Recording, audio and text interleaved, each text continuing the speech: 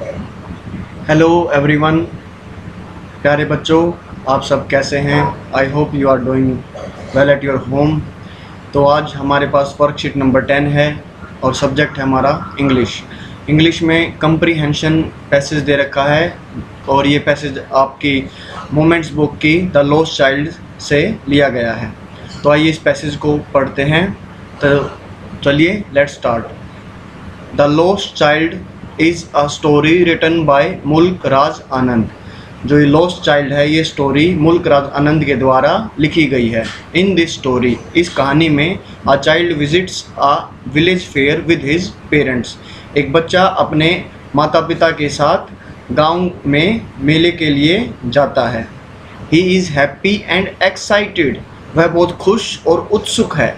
वह बहुत खुश और उत्सुक है किसके लिए? मेला देखने के लिए। Fascinated by the toy shops on the way, he demands for them but receives a cold stare of refusal by his father. Fascinated का मैंने यहाँ पर हिंदी में मतलब भी लिखा है, मतलब मोहित होना, किसी की तरफ आकर्षित होना। जब वो रास्ते में जा रहा था तो उसने खिलौनों की दुकान को देखा और उसे बहुत खिलौने खरीदने का उसका मन किया, लेकिन उसने डिमांड की, लेकिन उसके फादर ने, उसके पिता ने बिल्कुल आराम से घूरते हुए उसको इनकार कर दिया। Then they pass through a mustard field, there he is mesmerised by the nature. उसके बाद वो एक सरसों के खेत के पास से गुजरे और वहाँ का नेचर, वहाँ का प्राकृतिक सौंदर्य देखकर वो मंत्रमुग्ध, मेस्मराइज्ड हो गया। उसको बहुत अच्छा, सुंदर वह प्राकृतिक सौंदर्य लगा। Finally they reach the fair. आखिरी में वो मेले में पहुंच गए। There he is attracted to a sweet meat seller, a flower seller, a balloon seller and a snake charmer. वो वहाँ पर उसने क्या क्या देखा और वो आकर्षित किन किन चीज़ों की तरफ हुआ? A sweet meat seller. Meat का मतलब यहाँ पर मांस नहीं, मिठाइयों से है। एक मिठाई बेचने वाली दुकान की तरफ उसने देखा और उस तरफ वो आकर्षित हुआ। अ फ्लावर सेलर, एक फूल बेचने वाले की तरफ उसने देखा और फूल खरीदने की उसकी इच्छा हुई। और अ बैलून सेलर और अ स्नेक चार्मर, एक सपेरा। He murmurs while asking for everything. Murmur का मतलब है बड़बड़ाना, कि इतनी धीमी आवाज़ में बोलना कि खुद को ही सुने और दूसरों को ना सुने। वो हर एक चीज़ के लिए बड़बड़ाता रहा, आराम आराम से बोलता रहा कि मुझे ये चीज़ें दिलवा दीजिए, लेकिन उसको पता था, but he knows that he will be refused, उसको मना कर दिया जाएगा। So without waiting for an answer he keeps moving forward. और बगैर किसी आंसर का वेट करते हुए वो आगे बढ़ता गया। Then he comes near a roundabout where he gathers courage and boldly requests for it.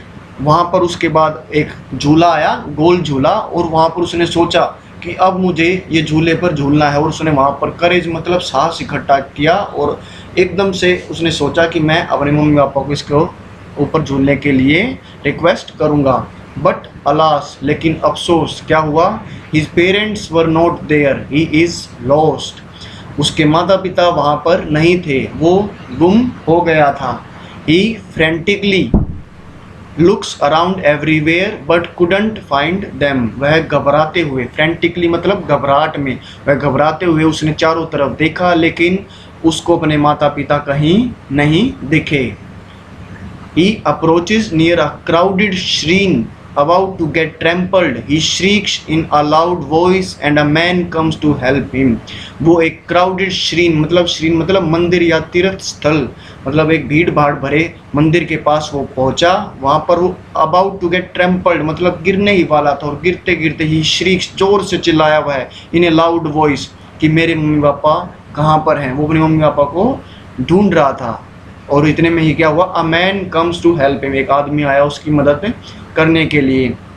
The child is crying inconsolably asking for his parents. जो बच्चा था वो बिल्कुल इनकॉन्सोलेबली मतलब असंतुष्ट रूप से, असंतावनीय रूप से वो रो रहा था और अपने माता पिता के बारे में वो पूछ रहा था। या इनकॉन्सोलेबली का मतलब है जिसको संतुष्ट ना किया जाए। वो सिर्फ संतुष्ट तभी होता वो बच्चा जब उसके माता पिता उसको मिल जाते। फिर उस आदमी ने ट्राई किया। The man tries to soothe him by offering a ride in the roundabout to listen to a music of snake charmer, offers a rainbow colored balloon, a garland to put around his neck and a gift of sweets too. सूत माने शांत करना। उस व्यक्ति ने उस बच्चे को शांत करने की कोशिश की और उसने कहा मैं तुम्हें झूला झुलाऊंगा, मैं तुम्हें म्यूजिक सुनाऊंगा सपेरे का, और मैं तुम्हें कलर्ड रेनबो बैलून दिलवाऊंगा, एक गारलैंड मतलब एक माला दिलवाऊंगा जो तुम अपनी नेक में गले में पहन सकते हो, और एक गिफ्ट ऑफ स्वीट्स और मिठाई का एक डिब्बा दूंगा। लेकिन but the child refuses everything, और उस बच्चे ने हर चीज़ को मना कर दिया। All that he wants is his mother and father, उसको सिर्फ क्या चाहिए था, अपने माता और पिता। तो यहाँ पर इस पैसेज की एक्सप्लेनेशन ख़त्म हो गई। बहुत ही अच्छा चैप्टर है। इसमें जो मोरल वैल्यू है, जो मोरल नैतिक शिक्षा है वो क्या है कि काफ़ी चीज़ें आपको आकर्षित करेंगी, अपील करेंगी आपको, लेकिन हर चीज़ खरीदने के लिए नहीं बनी होती, और ये भी नहीं मतलब है कि आप उन चीज़ों को खरीद नहीं पाओगे तो आप अपना जीवन व्यतीत नहीं कर पाओगे। तो चीज़ें वहीं खरीदिए जिनके बगैर आपका काम नहीं चलता। जैसे इस कहानी में वो बच्चा सारी चीज़ों को पसंद करता है, लेकिन आखिरी में उसको चाहिए क्या है, माता पिता। तो इसी के बेस पर, इस पैसेज के बेस पर आइए हम क्वेश्चन आंसर्स करते हैं। First question, the child visits a dash with his parents, बिल्कुल आसान है, village fair. Second, the father of the child dash his demands of toys, क्या कर दिया उसके बाद पिता ने, एक्सेप्ट्स स्वीकार किया, रेफ्यूजेस इनकार किया, इग्नोर ध्यान नहीं दिया, या नन ऑफ दीज। तो यहाँ पर आप बिल्कुल आसान आपको पता चल गया आंसर क्या है, रेफ्यूजेस इनकार कर दिया। The child's get attracted to dash in the village fair, a sweet meat seller, एक मिठाई वालों की दुकान, a balloon seller, a flower seller, और या ऑल ऑफ देम, सभी के सभी। तो इसका आंसर ऑल ऑफ देम हो जाएगा। Fourth, finally he gathers courage and boldly request for music of snake charmer, ride in the round about, balloon sweets और एटसेट्रा। फाइनली उसको क्या चाहिए था, ride in the round about. ये fifth question, ये थोड़ा ऊपर आ गया है। He feels dash after getting lost, dilated, angry, miserable या सेटिस्फाइड। तो उसको खोने के बाद कैसा लगा, डिलाइटेड हो बहुत खुश हुआ क्या, एंग्री गुस्से में था क्या, मिजरेबल दुखी था क्या, सेटिस्फाइड संतुष्ट था क्या। तो यहाँ पर आपको आंसर पता चल गया होगा, मिजरेबल, वो बहुत दुखी था। The sixth question, the man offers the child, क्या क्या ऑफर किया, ride in the roundabout, a rainbow coloured balloon, sweets, all of them. तो आपको पता ही चल गया, all of them. Seventh, which part of speech does not the word inconsolably belong to.